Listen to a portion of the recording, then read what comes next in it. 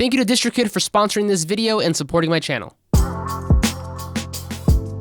So we have to talk about Studio One. I don't know how long you've been a Studio One user, but I've been around since circa 2012 when it was still in version 2. One of the many things that initially drew me into Studio One was how user-friendly and intuitive it was. Some of the pros for me, for example, included its drag and drop functionality for damn near everything, and just the simple little things that happened in the background that make my workflow so much faster, like when it automatically creates the routing for adding a bus to different tracks. Studio One has gotten a lot better over the years, and I continue to use it for all of my audio needs, but over the last few versions, I have noticed, and I'm sure you have as well, that the updates have been just a little bit lackluster. Furthermore, I don't know if PreSonus has ever said this publicly, but it feels like their main demographic are the recording, mixing, and mastering folk, and that's fine. But there is also a rising number of people who want to use this program to produce and make beats, and this is specifically an area that I think is highly underserved. Now, for full transparency, I have had a relationship with PreSonus for a few years now, and they are genuinely an amazing group of people who care about their users, so I don't want this to come off as some sort of hate video. Quite the opposite, actually. There are definitely different ways to properly communicate it, but I think criticism in general oftentimes comes from people who care and who want something to improve, so that's what this is. Now, I've done a video like this before where I've listed things that I've wanted to see, and initially that was also the idea for this video, but I also know that a lot of you who subscribe to the channel are also Studio One users, so instead I decided to bring you guys in as well. Over the past few weeks, I've asked you through my social media, my mailing list, and even here on YouTube what you wish Studio One would implement moving forward. Now, a lot of you had great ideas, and after looking over all of them, they basically narrowed down to 6 main categories, with the first 3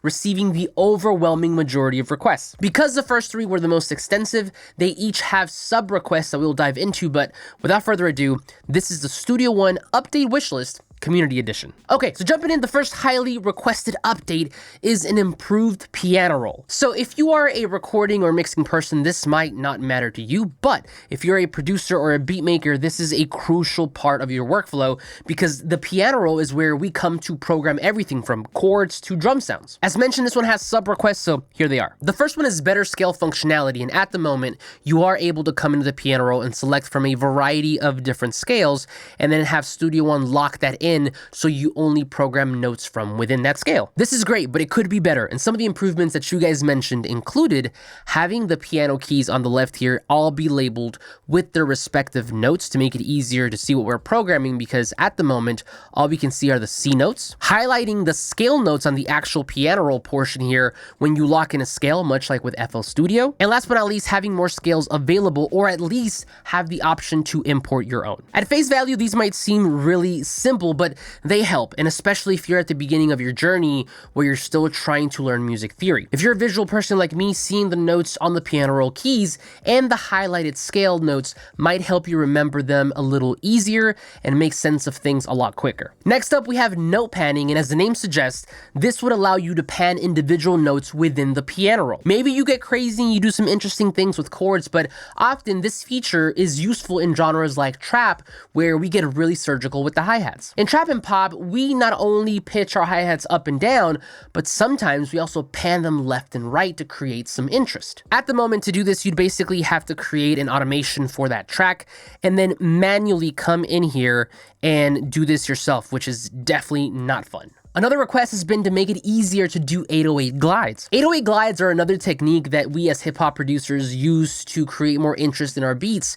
and if you've ever heard a drill beat or song, then you know exactly what they are. Now, currently, the only way that I know to create these 808 glides and still make them sound decent is to load up an 808 in sample 1, and then on the amp section here, turn down the attack, the decay, and the release while keeping the sustain all the way up. From there, you turn on mono, glide, and then set the glide time to anywhere between 56 to 70 milliseconds. Finally, on the piano roll, you would go ahead and program your notes as you would, but then at the top here, you would add one note to create the glide, and you get something like this.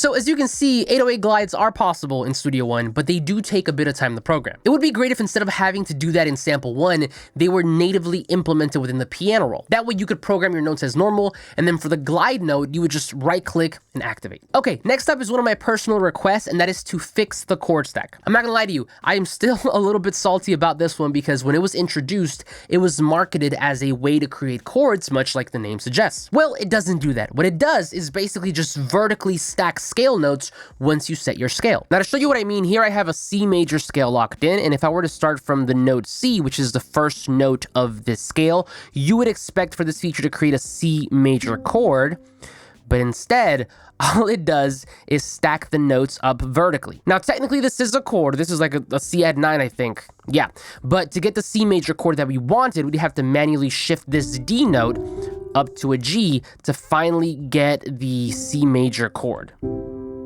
If Presonus fixes this feature alone, I think it would help a ton of people. Okay, the last major request in this category was to also improve the strum feature. Unfortunately, out of all the requests that mentioned this, nobody gave me specific examples, but I do have some suggestions of my own. First, make it easier to access this feature. Oftentimes, I don't use this feature simply because I forget how to activate it, and it is only after a Google search that I remember that on Mac, I have to select the chord first, then click the note where I want the strum to begin, and then press and hold the Option and Command button and then drag.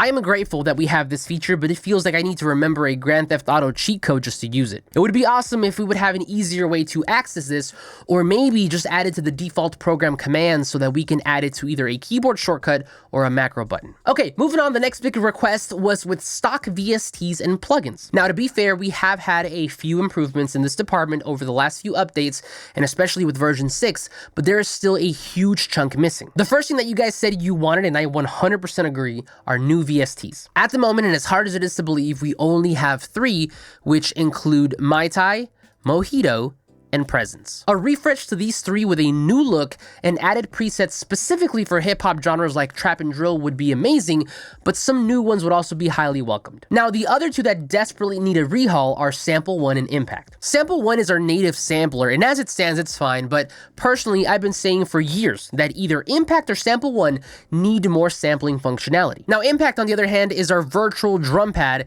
and the biggest request here, aside from a refresh, is better integration with the mixer. At the moment, if you wanted each pad to have its own individual channel, you do have to go up here, create that channel first, and then come down to the pad and then assign it, basically linking them together. Having a way to auto-route each pad to its respective channel, or at least make this process easier, would be a great time saver and a lot more intuitive. Also, having the ability to put a bus in between these Impact tracks would be awesome, because at the moment that is not possible. The last request in this category also included adding some tools for sound design, such as FM, AM, and drum synthesis, adding a native BPM plugin, and then finally adding a native pitch correction plugin. Okay, so the third most requested category was workflow improvements. Now, initially I asked for production and creative type suggestions only, but a lot of you sent over some really great workflow ideas, and it was a lot of you, so here they are. These are not as extensive, so I'll just go ahead and now list them since they're pretty self-explanatory. The ability to detach the inspector and browser windows,